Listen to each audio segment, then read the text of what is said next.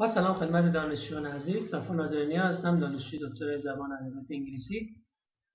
در این برنامه قصد دارم شما را آشنا بکنم با نحوه ساختن proposal defense یا نحوه ساختن یک presentation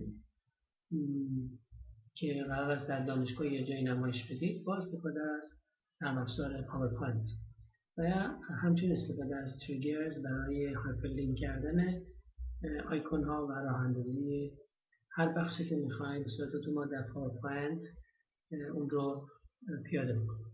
خب اولین کاری که باید انجام بدیم این است که وارد نرم افزار پاورپوینت بشیم. در این قسمت صفحه که باز شد شما ابتدا از قسمت هوم، قسمت لیاوت، شیت بلانک یا خالی سفید انتخاب میکنید. بعد از قسمت اینسرت قسمت های ثابتی که در پاورپوینت در صفحات پاورپوینت باید داشته باشید رو انتخاب میکنید. مثلا من اینها رو در چهارخونا یا مستطیل های مشخصی قرار میدم. خب فرض کنید شما جلسه پرزنتیشنتون برای پروپوزال دیفنس هست. خب میخواین از پروپوزالتون دفاع کنید. خب پروپوزال شما ممکنه 4 بخش داشته باشه. خب بنابراین 4 تا ما باید از این مربع ها داشته باشیم، مستطیل ها، که شما بتونید مطالب اصلی داخل اونها رو با قسمت‌های ثابت پروپوزال پاورپوینت قرار بدید. خب من از این 4 تا کپی میگیرم.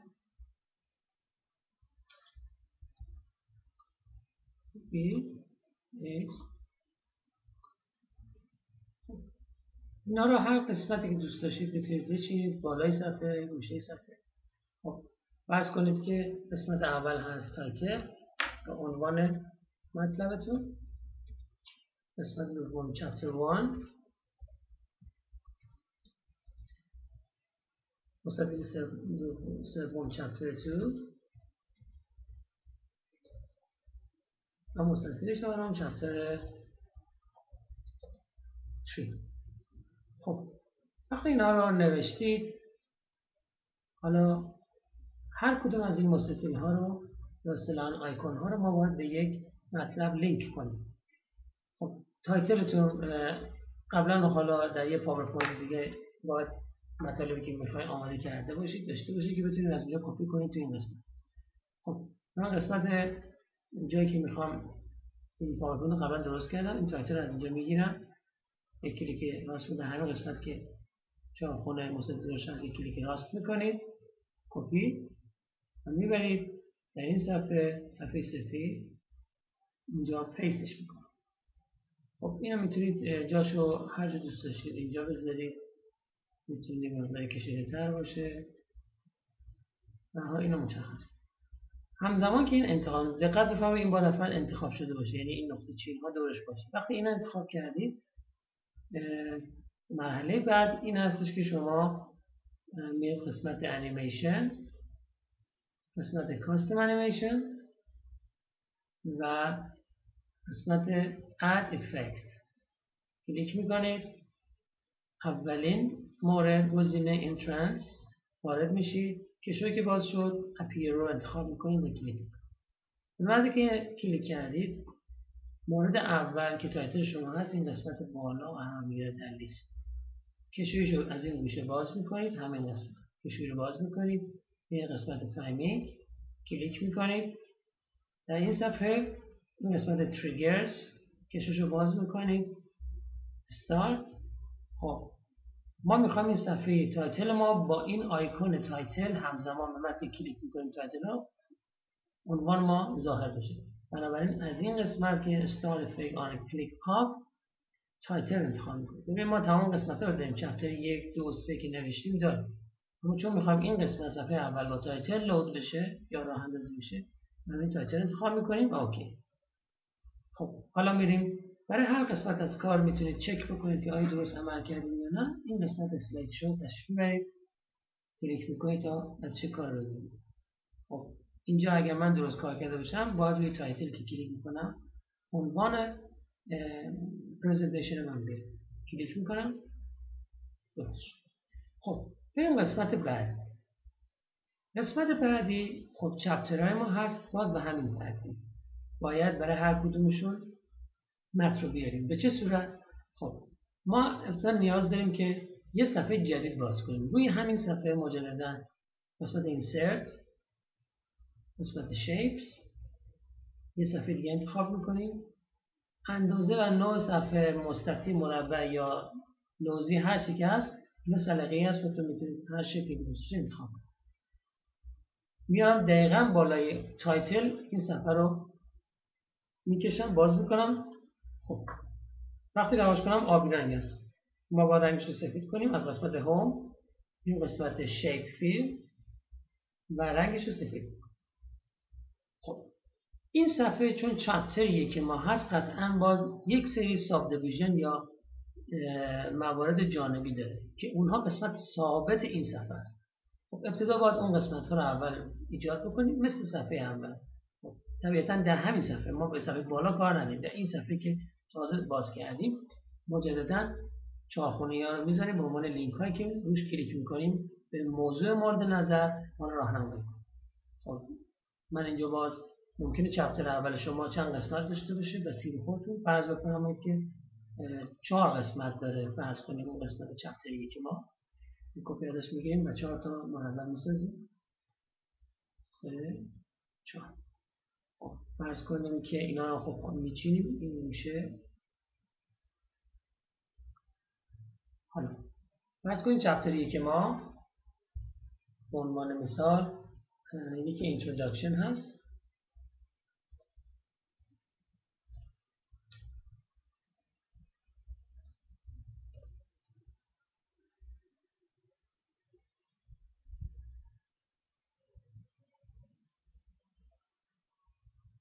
فرض بکنم قسمت دوم لیترچر ریویو هست.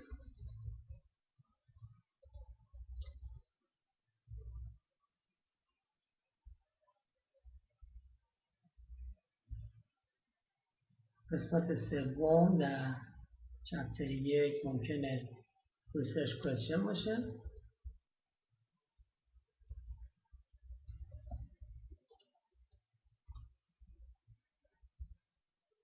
questions. و قسمت 4 ممکنه متدولوژی ما باشه.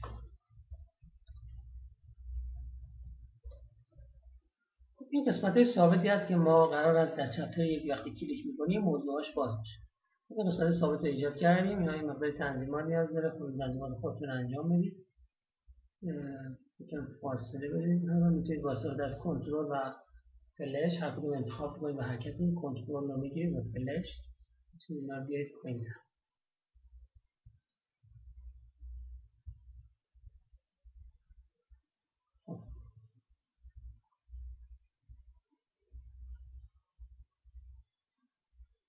بعدی که تنظیمات انجام دادید، اولین کاری که بعد از این قسمت باید انجام بدید این هست که متنتون رو بیارید. خب ما این قسمت رو با ابتدای این قسمت ثابت رو لینک کنیم که هر وقت ما چپتر 1 رو میزنیم کلیک می‌کنیم روش این قسمت باز بشه. بنابراین باز به همون روش عمل می‌کنیم.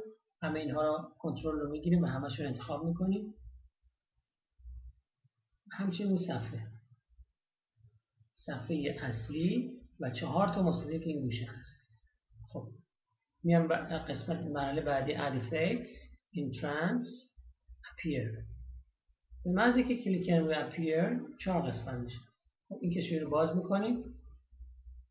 قسمت timing triggers start trigger. خب اینجا ما میخوایم بگیم که این صفحه رو با 4 قسمتی که داره دیگه با تایتل ما نمیخوایم باز کنیم، میخوایم با چپتر 1 باز کنیم. بنابراین میریم گزینه چپتر 1 رو انتخاب میکنیم، کلیک میکنیم. خب حالا میریم ببینیم نتیجه کار به چه صورت هست. اسلاید شو رو میزنیم. تایتل رو من کلیک میکنم چپتر 1 تا اینجا درست. حالا برمیگردیم دنبال کار. فرض بفرمایید که در قسمت اینتروداکشن موضوعات رو میخوایم عنوان بکنیم. خب طبیعتا اینجا باید مجددا یک دونه مستطیل دیگه بکشید بین قسمت اینسرت، قسمت شیپ و یک مستطیل اینجا، نه روی اون 4 گزینه یه جای جدا داره. این انتخاب میکنید به همون ترتیبی قبلا گفتیم. قسمت هوم شیپ فیل رنگش رو سفید میکنید. حالا متنتون رو میارید. متنتون فرض کنید که متنتون برای قسمت introduction فرض کنید این قسمت هست. اینا روش کلیک میکنید. به صورت نقطه چین مشخص میبینید اینجا. روی همین نقطه چین کلیک میکنید. کپیش میکنید این متن رو. میارید تو پرزنتیشن خودتون. این قسمتی که جدیدن ایجاد کردید کلیک راست و پیست. اینو تنظیم میکنید روی این صفحه. فقط در همین قسمت باز بشه. خب در حال حاضر میبینید که این کاملا انتخاب شده است. در همین حالت که انتخاب هست باید بهش افکت بدید. add effect appear. خب اومدیم بالا نشست. این رو کشش باز میکنید. تایمینگ triggers start effect on click off. قرار است این صفحه با چی باز بشه؟ با آیکون introduction. بنابراین از این کشویی introduction انتخاب میکنید. introduction. اوکی. خب بریم نتیجه کار رو ببینید. اسلاید شو تایتل chapter 1 introduction explaining that. خب تمام مراحل کار به همین سبک هست که مشاهده می‌فرمایید. میتونید برای قسمت‌های بعد هم به همین ترتیب ایجاد بکنید و یه پاورپوینت خیلی خوب رو ارائه بدید. متشکرم. امیدوارم که از این برنامه لذت برده باشید. خدا نگهدار.